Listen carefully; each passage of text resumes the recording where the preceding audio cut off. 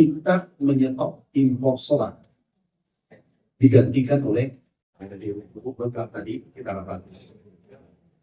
Ini adalah hasil tindak lanjut dari arahan Bapak Presiden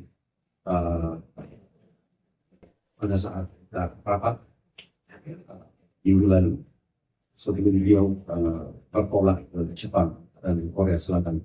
Beliau sampaikan kita melakukan akselerasi hilirisasi. Yang pertama, untuk sektor pertanian, hilirisasi biofuel di saat kondisi geopolitik yang memanas, kita butuh langkah cepat dan Bapak Presiden betul-betul beliau visioner. Pada saat beliau dilantik langsung mengatakan pangan diselesaikan dan harus mandiri pangan dan mandiri NFC. Sektor pangan alhamdulillah hari ini tertinggi sepanjang sejarah. Stok kita 4,3 juta tidak pernah terjadi. Tahun lalu maksimal 4,2, hari ini 4,3 juta ton. Bulan depan 5 juta ton. Kita sudah kapasitas gudang hanya 3 juta ton.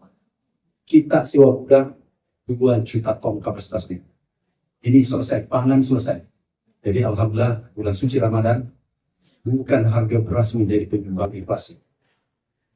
Dan puluhan tahun, 10-20 tahun terakhir, biasanya nomor satu penyumbang inflasi tahun terakhir. Ini selesai.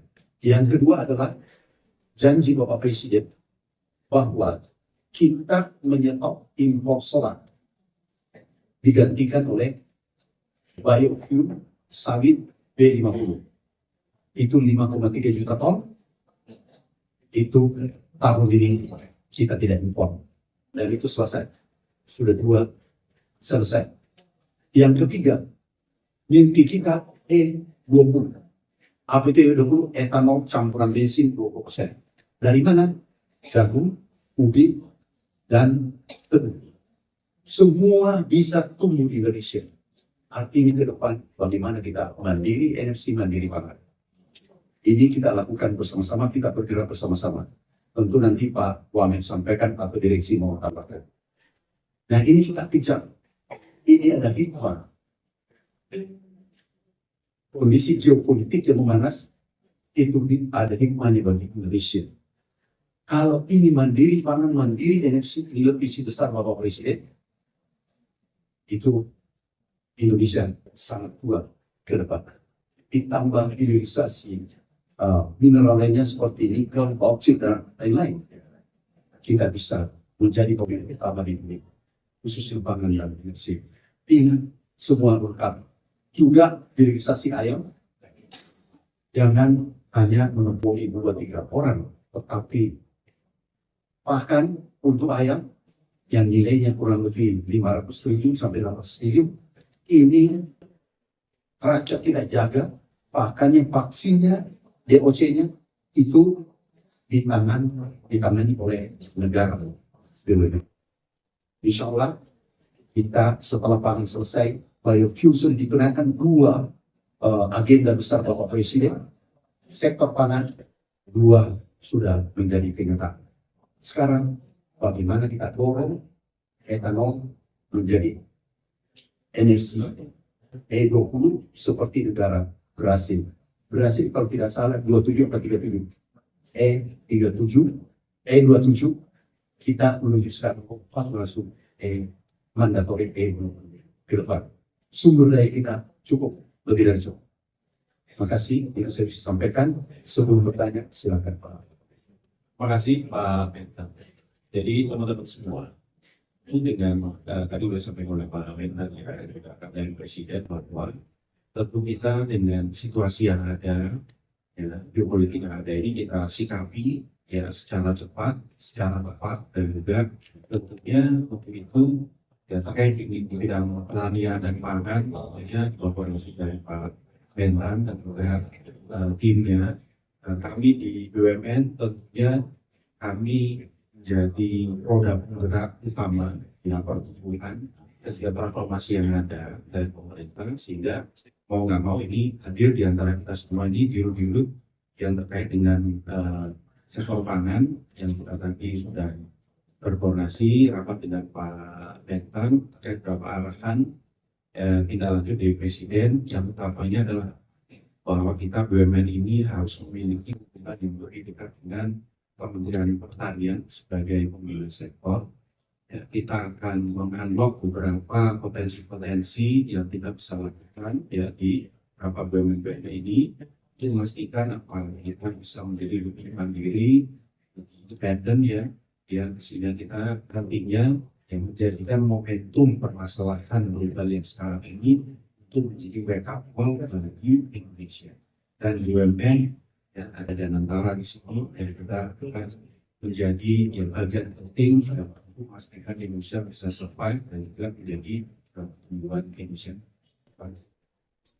Kalau gitu, nah, silakan.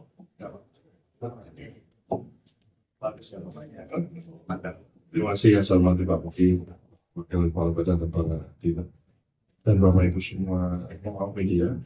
Intinya kan pertanian ini kan adalah sektor yang relatif tidak membutuhkan keahlian khusus dan bisa dikerjakan oleh siapapun, apakah latar belakang apapun orang bisa bertani. Dan pertanian ini sekarang sudah berkembang dikarenakan krisis, pangan sudah kita amankan, beras kita swasembada, jagung untuk makan swasembada, dan swasembada untuk yang lain-lain terus kita kejar, ayam dan telur sudah swasembada karena sudah bagus. Dan ini ada tugas khusus tambahan dan memang sudah direncanakan dari sejak awal sebelum adanya perang, adalah Presiden menginginkan kita mengurangi beban impor energi kita, di mana sudah kita buktikan dengan B40 kita sudah tidak lagi impor solar. Jadi 40%-nya dari biofuel, 60%-nya solarnya diproduksi di dalam negeri. Jadi kita tidak lagi impor solar dalam bentuk bahan jadi. Kita sudah memproduksi solar 60%-nya dari dalam negeri dan 40%-nya dari biosolar dari sawit. Nah, ini tentu saja adalah komparatif dan competitive advantage dari Indonesia. Kita punya wilayah yang luas, tanahnya subur, penduduknya banyak, rajin, pekerja keras, dan insya Allah yang dinamakan kemandirian swasembada energi ini bukan lagi slogan yang selalu kita dengungkan tapi tidak pernah kita wujudkan. Di bawah kepemimpinan Bapak Presiden Prabowo Subianto ini, swasembada kemandirian pangan sudah kita raih dan insya Allah kita akan bergeser. Salah satunya adalah kemandirian energi di mana pertanian menyumbang dari sisi bioenerginya. Kira-kira itu kabar saya Pak. Terima kasih dan ini dukungan semua, ada petani, ada pemerintah, ada BUMN sebagai motornya, dan BUMN Pangan beserta Kementerian Pertanian, BUMN dan antara ini kompak. Apapun arahan Presiden kita laksanakan dengan sebaik-baiknya. Terima kasih. Wassalamualaikum warahmatullahi wabarakatuh.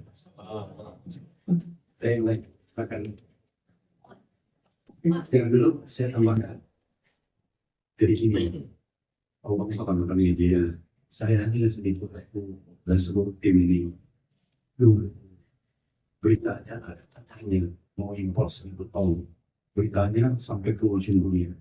Begitu kita ekspor 2.280 ton, beritanya kecil, tolong bantulah.